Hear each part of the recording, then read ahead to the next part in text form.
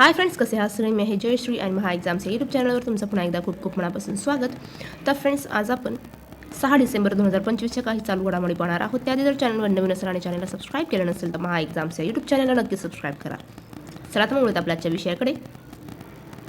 तर ग्रँडमास्टर अर्जुन एरिगेसीने 5 वेळा विश्वविजेता विश्वनाथन आनंद याचा पराभव करून जेरुसलेम मास्टर्स बुद्धिबळ स्पर्धेचे विजेतेपद पटकावले.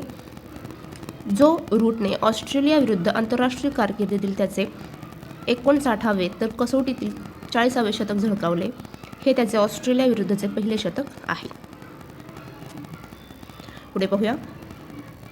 पुणे, महाराष्ट्र, भारत येथील भारतीय शास्त्रज्ञांनी जेम्स वेब टेलिस्कोप वापरून अलकनंदा नावाची एक प्राचीन पूर्ण विकसित समर्पित आकाशगंगा शोधलेली आहे. भारतीय वेगवान गोलंदाज मोहित शर्मा याने नुकतेच म्हणजेच डिसेंबर 2025मध्ये क्रिकेटच्या सर्व फॉर्मॅटमधून निवृत्ती घेतलेली आहे. प्रेम कुमार यांची बिहार राज्याच्या विधानसभेचे अध्यक्ष म्हणून नियुक्ती करण्यात आली आहे. पुढे पाहूया. मुख्यमंत्री मोहन चरण माझी यांनी ओडिसातील चंद्रभागा समुद्रकिनारी 36वा कोणार्क महोत्सव, 15वा आंतरराष्ट्रीय वाळूकला महोत्सव आणि सुभद्रा शक्ती मेळ्याचे उद्घाटन केले. दार्जिलिंगमधील मंदारिन संत्र्यांना नुकतेच पश्चिम बंगाल राज्यासाठी भौगोलिक सांकेतिक टॅग मिळालेला आहे. ग्लोबल एनर्जी लीडर समिट 2025 ओडिशातील पुरी शहरात 5 ते 7 डिसेंबर 2025 या कालावधीत आयोजित केला जात आहे. पुढे पाहूया. दरवर्षी जागतिक मृदा दिन 5 डिसेंबर रोजी साजरा केला जातो.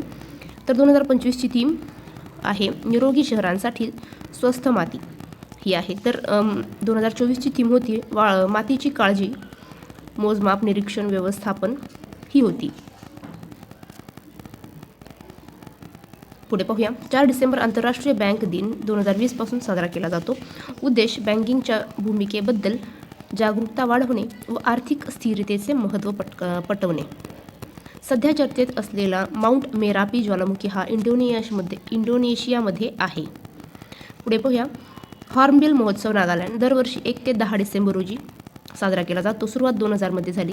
याला राज्याच्या महोत्सवांचा महोत्सव असेही म्हणतात. मुख्य उद्देश आहे नागा जमातीची परंपरा, कला, नृत्य, संगीत व संस्कृती प्रदर्शित करणे. 18 प्रमुख नागा जमातींना एकत्र येऊन सांस्कृतिक आदानप्रदान करण्याचे उद्दिष्ट आहे. व्यासपीठ या महोत्सवाचे नाव हॉर्नबिल पक्षावरून ठेवण्यात आलेले आहे. तर फ्रेंड्स, थांबूया इथेच. भेटूया पुढच्या व्हिडिओमध्ये. जय हिंद.